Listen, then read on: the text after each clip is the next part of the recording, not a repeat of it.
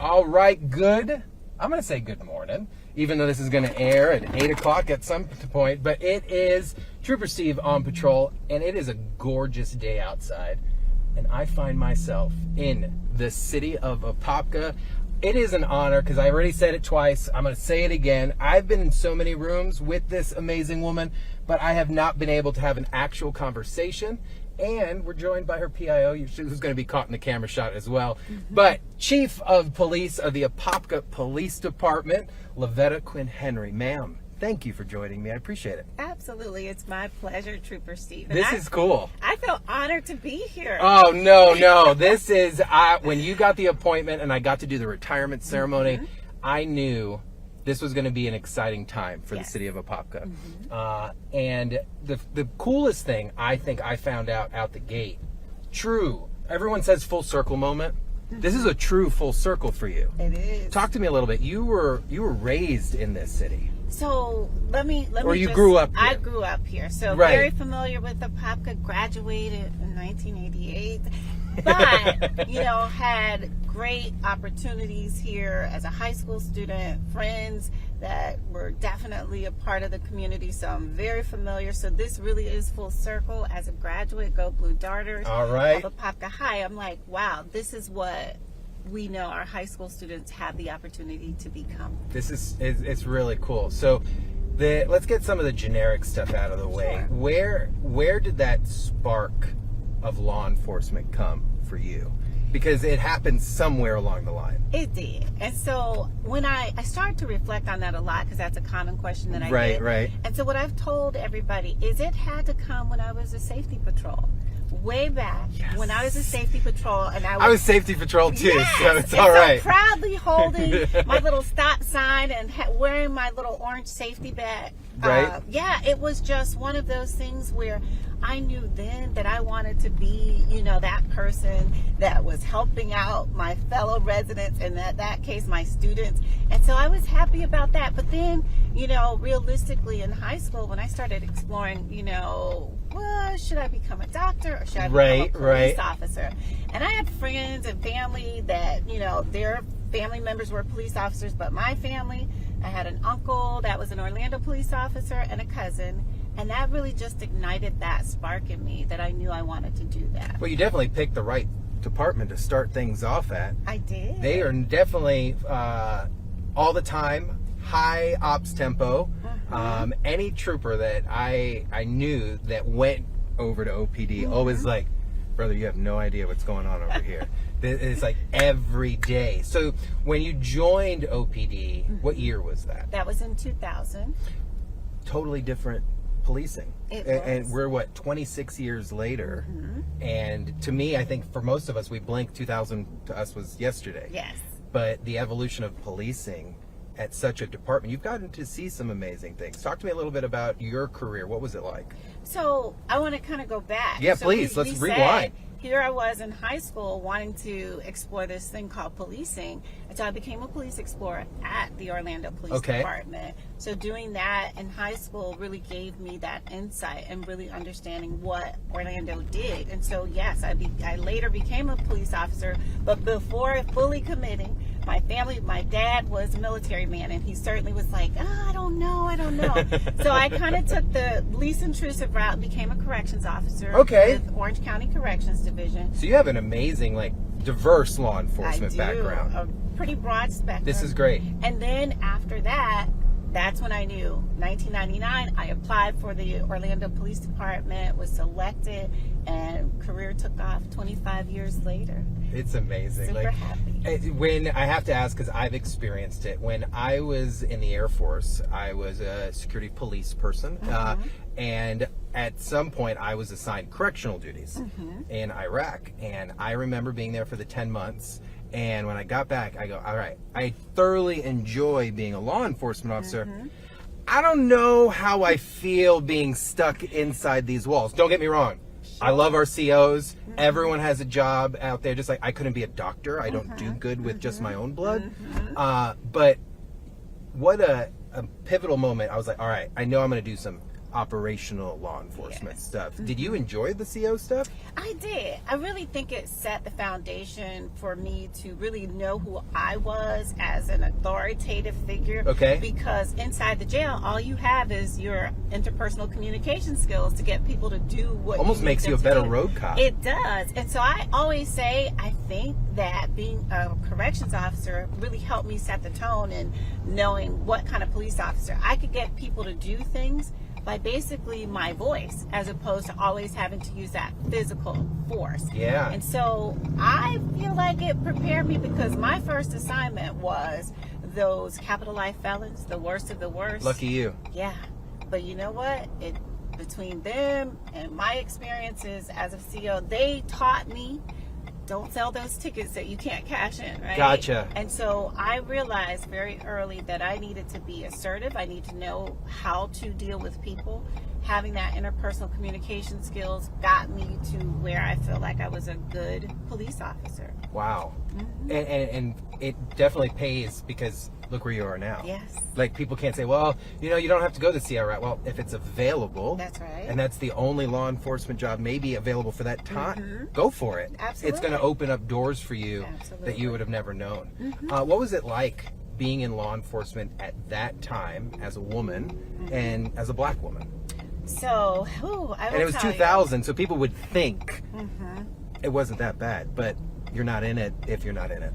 So I will say that when I look at 2000, it looked very diverse at the Orlando Police Department, but I know outwardly, like other friends of mine were like, they were still one or two within their whole department. Right. And obviously we've evolved since then. It's diverse, and a lot of the executives or the sheriffs really have that on their minds, that they need to diversify their agencies. But being a woman, and I have to go back to even corrections, when I started being a young woman, getting in that jail where it was like chewing tobacco and cowboy boots. Right, And I really right. was like, wow, what did I step into? Yeah. You're like, guys, I don't dip. Sorry, Right. it's not happening. Don't dip, don't smoke, and don't wear cowboy boots. At Right. least not to work. Right. But I will tell you that regardless, I still learned a lot, right? A lot of self-awareness, learning who I was as a woman and my capabilities and my skill set, what I brought to the table, and owning it. And that's how I live today. As the police chief, I know my strengths, I know my weaknesses, so I certainly make sure that my team is diverse and they have those strengths where I may not have it, but I certainly know how to elicit that from them. And so I'll tell you that corrections or law enforcement as a whole has come a long way since 2000, or as shall I say 1994. Right. Yeah, it's come a long way. It's amazing. You remind me, I always give credit when I can to former Lieutenant Kim Montez, now retired, now Captain Kim Montez. Yes. I would not be who I am without her. And whenever I asked her, or it comes up, she's like, I never made the job about whether I was a male or a woman. That's right. And the second I did that, then it would be used against me. Absolutely. And the way you just talked, you remind me a lot like her. Like, just strong, independent, but aware and willing to just be like, look, I don't know everything, and no one knows everything. And if they do, you might want to look at them a little different. That's right. So it's like amazing. My first supervisor in the Highway Patrol was a woman. And it's like, I hear all this stuff now that I'm in the position I'm in, and people are like, well, Steve, only they can do this, or only we can do it. And I'm like, slow it down. You've never been put into that situation if you're saying those things out loud.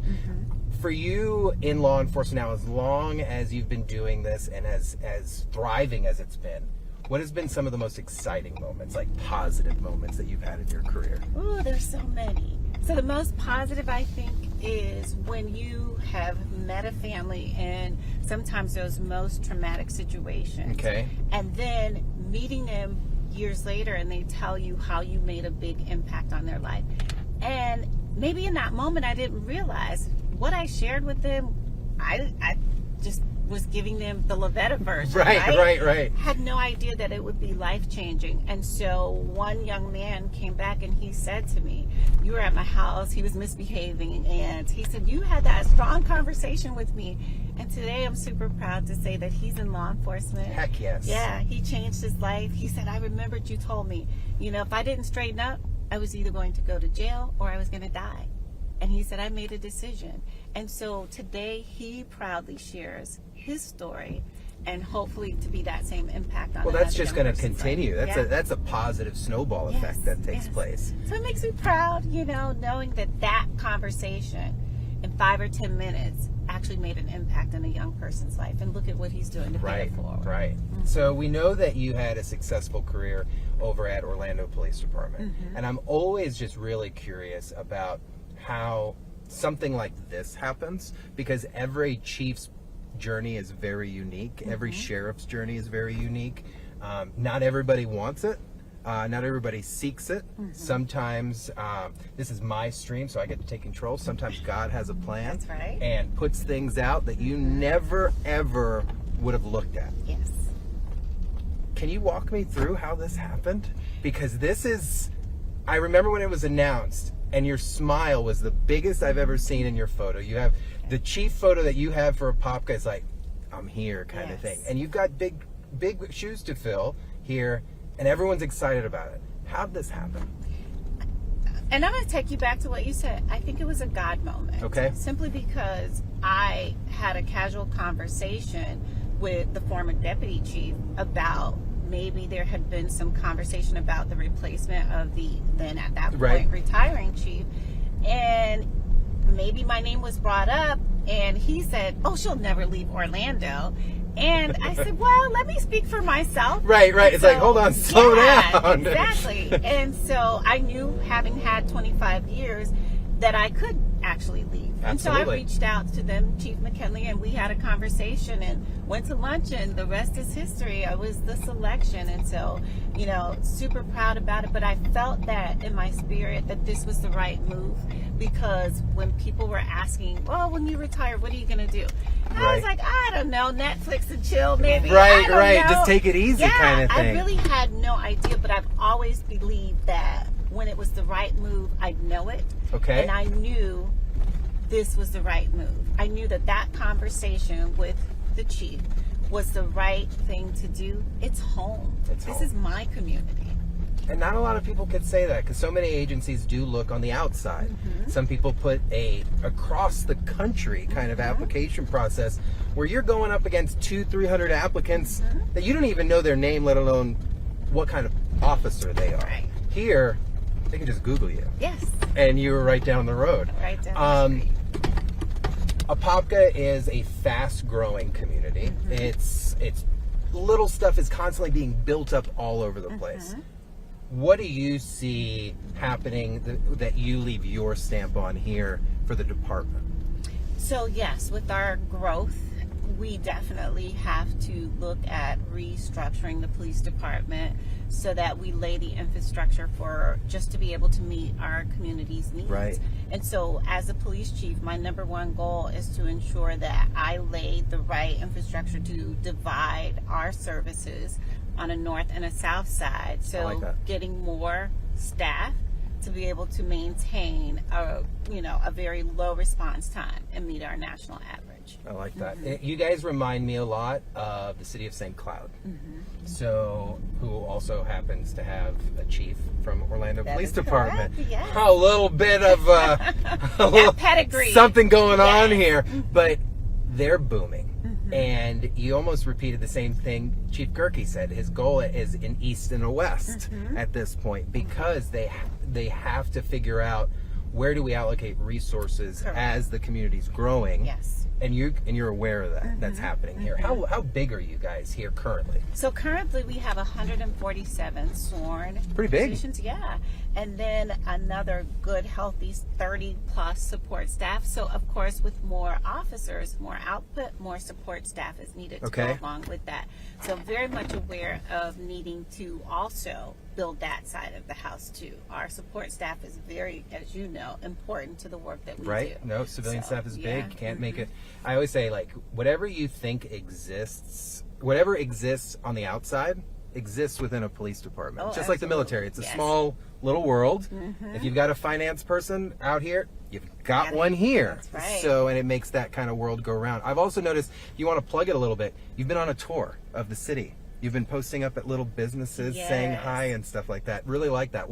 Where's your next stop? Do you have a next stop scheduled, or is it a surprise? Yeah, Chief likes to organically check in. Okay, I like it. So being able to meet our business owners, our small business owners, is super important, because sometimes they're not always at the big event. Right. So I meet people where they are. I like to go in, introduce myself and my staff. I like it. So that they know, hey, this is your new police chief, and we're here to serve their Right. people. Instead of just seeing it on a release somewhere. Yeah. Oh, that's the new chief. No. Correct. The new chief came to my business. That's and right. I got to meet her. That's right. Kind of thing. Yeah. Chief, I appreciate you. Likewise. I got something for you here. Trooper Steve Coyne. Oh, I am honored. There you go. And have to pay this back to you. No problem. Okay. I only give them out to 4 stars in that front seat. So I really appreciate you taking time. I know you guys are busy. I know Sarge back here is keeping you on a tight schedule. But the fact that you guys are available, I think means a lot. And I think when people see that on a platform like this, it's more like, okay, they're not just the police department, they're my police department. That's correct. And I think that's where we need to get when it comes to messaging. And I think you guys are doing a great job, Sarge. I appreciate you. Great. Her bodyguard back there, Yes. guys. So make sure you guys are giving Apopka Police Department a follow on all their social media platforms. They are posting all the time. How do I know about her tour? Because they're posting about it. She was just at the barbershop. Yes. See? Yes. You You're posted right. in about That's right. 15 minutes before she got in the truck. So things are great. Follow them. Brand new police chief. Also historic. The first highest ranking female in the history of the Apopka Police Department. And I think you have a long tenure ahead of you. So I'm really excited to do more with you guys. Okay. Whether it's hopping in one of their cars, showing them what they're doing out here, and just showing them off a little bit. So, ma'am, I appreciate you. Thank you. Sarge, I appreciate you. And guys, make sure you follow them. We'll see you guys later. Take care.